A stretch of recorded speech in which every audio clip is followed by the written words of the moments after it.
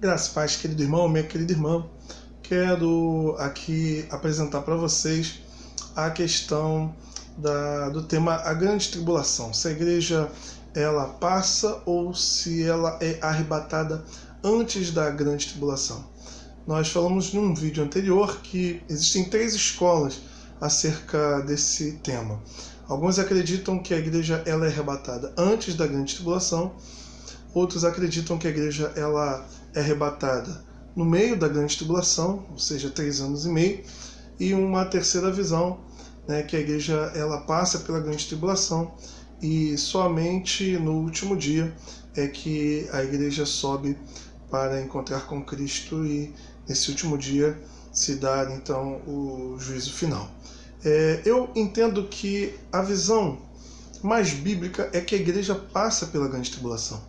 Se você for fazer uma leitura cuidadosa dos textos que falam acerca da volta de Cristo, você vai perceber que não há nenhum texto que fala de uma vinda secreta de Jesus Cristo, como alguns tentam apresentar, um arrebatamento secreto e seguido de 7 anos de sofrimento na terra. Não existe essa passagem. Algumas pessoas apelam para o texto de Apocalipse, capítulo 3, verso 10, que eu vou até abrir aqui para que os irmãos possam entender aqui a interpretação, que diz assim, Apocalipse 3:10, porque guardastes a palavra da minha perseverança, também eu te guardarei da hora da aprovação que há de vir sobre o mundo inteiro para experimentar os que habitam sobre a terra. O texto não fala de um arrebatamento, o texto fala de que Deus vai guardar da hora da aprovação que vai vir. Então, o guardar tem a ver com proteger. Cristo fez essa oração, pedindo para que não os tirasse do mundo, os discípulos, mas que os livrasse do mal, que os guardasse. A mesma expressão. Então, Deus ele guarda o seu povo. Você vê que a oração de Cristo era para que os discípulos tivessem a sua fé guardada. Tanto é que você vê na fala de Jesus Cristo que nenhum se perdeu a não ser o próprio filho da perdição, mas todos eles foram guardados, no sentido de que eles não perderam a fé.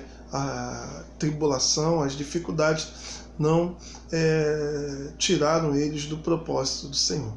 O papel de Cristo é exatamente esse, de interceder para que sejamos preservados e guardados.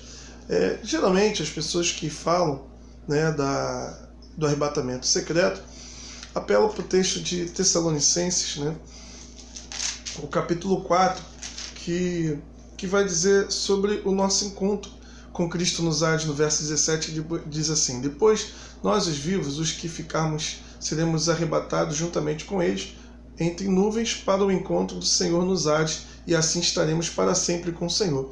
Não há nada aqui no texto que fala de um arrebatamento secreto, de um arrebatamento seguido de uma grande tribulação de 7 anos. O texto fala que subiremos para encontrar com Cristo nos ares e estaremos com ele para sempre.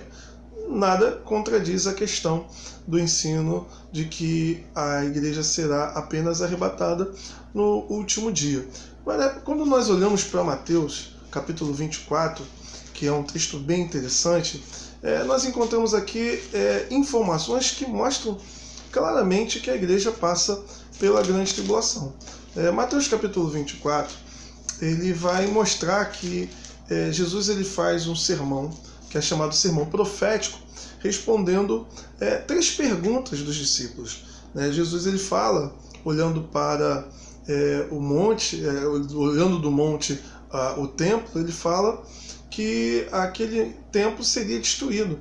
E os discípulos vão perguntar, no verso 3, no Monte das Oliveiras achava-se Jesus assentado, quando se aproximaram dele os discípulos, em particular lhe pediram, dize-nos, quando sucederão estas coisas e qual sinal haverá da tua vinda e da consumação do século? Então, existem 3 perguntas que foram feitas pelos discípulos acerca da destruição do templo, dos sinais da vinda e da consumação dos séculos. Então, o sermão profético é um sermão que Jesus Cristo ele coloca aqui essas 3 respostas em um único sermão.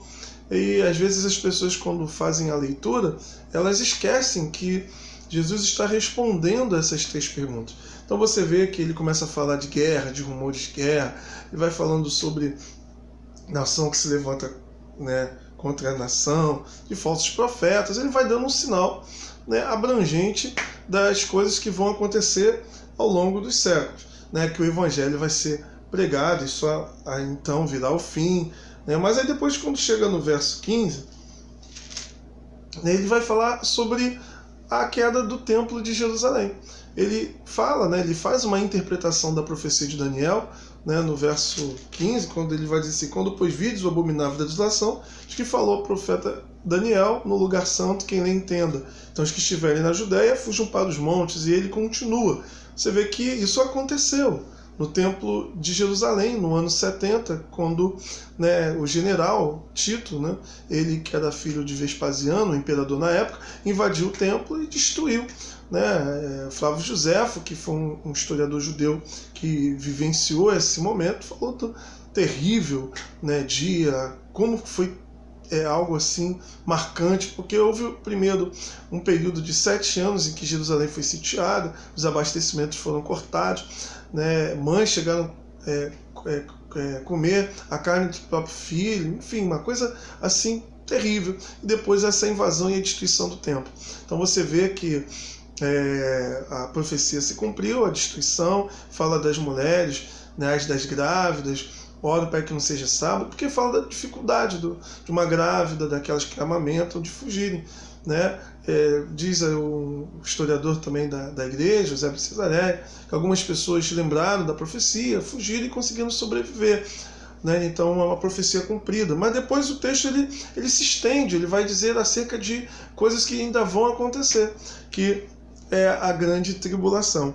E quando você vê no verso 29, você vê que logo em seguida a tribulação daqueles dias, o sol escurecerá, a lua não dará sua claridade, as estrelas cairão do firmamento, os poderes do céu serão abalados, então aparecerá no céu o sinal do Filho do Homem. Então você vê claramente que Jesus volta depois da grande tribulação, de forma visível. O texto vai dizer, né, que todos os povos da terra se lamentarão e verão o Filho do Homem vindo sobre as nuvens do céu com poder e muita glória. Então você vê que a volta de Cristo, ela é visível, ela é clara, as pessoas elas vão visualizar. Então não é uma coisa secreta, ele vem como ladrão, não significa que as pessoas não vão ver, significa que ninguém sabe o dia e a hora. E aí você continua o texto, você percebe que lá no verso 38 vai dizer assim: porquanto, assim como nos dias anteriores ao dilúvio, comiam e bebiam, casavam e davam-se em casamento, até ao dia em que Noé entrou na arca, e não se perceberam, senão quando veio o dilúvio e o levou a todos. Assim será também a vinda do Filho do Homem. Então 2 estarão no campo, um será tomado e deixará o outro. 2 estarão trabalhando no moinho, uma será tomada e deixará a outra. Então você vê claramente que o arrebatamento acontece após, né, a aparição de Cristo nos ares, quando o anjo do Senhor, os anjos, né, reunirem todos os eleitos, os escolhidos. Então você vê a ordem, não mostra um arrebatamento secreto, a igreja sendo livrada, né, desse momento difícil.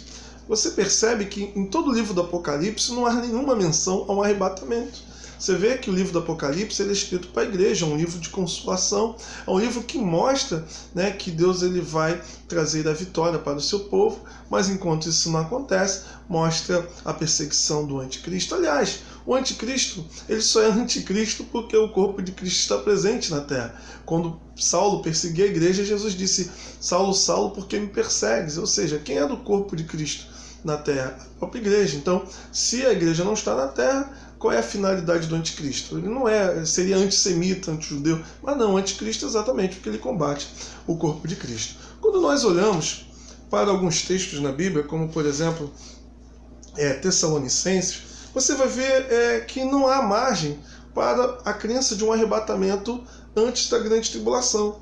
Olha aqui que, por exemplo, em 2 Tessalonicenses, né, Paulo vai dizer,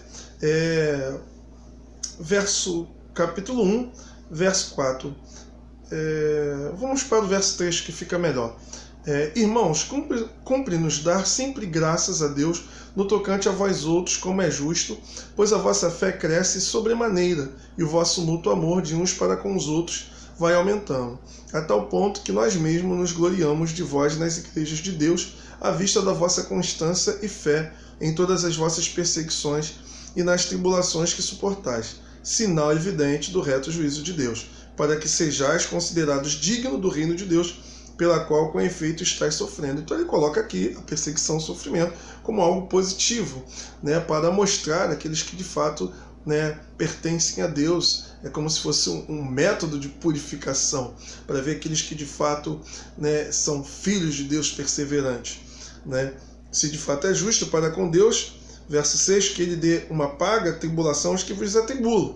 Então fala daqueles que estavam perseguindo a igreja de Tessalônica. E a vós outros que sois atribulados, alívio juntamente conosco, quando do céu se manifestar o Senhor Jesus com os anjos do seu poder. Então Paulo está se colocando como alguém também que vai participar, ele cria, né, desse alívio quando, né, do céu se manifestar Jesus Cristo. Agora vamos ver aqui se essa manifestação ela vai ser seguida de 7 anos de vida aqui na terra. Ele vai dizer o seguinte: em chama de fogo, tomando vingança contra os que não conhecem a Deus e contra os que não obedecem ao Evangelho de nosso Senhor Jesus Cristo. Estes sofrerão penalidade de eterna destruição, banidos da face do Senhor e da glória do seu poder, quando vier para ser glorificado nos seus santos e ser admirado em todos os que creram naquele dia, porquanto foi crido entre vós o nosso testemunho. Então o texto diz bem claro que os de Tessalônica receberiam alívio quando do céu se manifestasse Cristo trazendo livramento. Então ele traria livramento para os seus, mas traria também juízo sobre aqueles que ficariam. E esse juízo, ele acontece aqui, de acordo com o texto, é o fogo de Deus que desce para consumir aqueles que causaram tribulações ao povo de Deus. Então é algo que acontece não de modo secreto, é algo que acontece de uma forma em que Deus traz salvação para os seus e juízo, destruição para aqueles que não pertencem ao seu povo.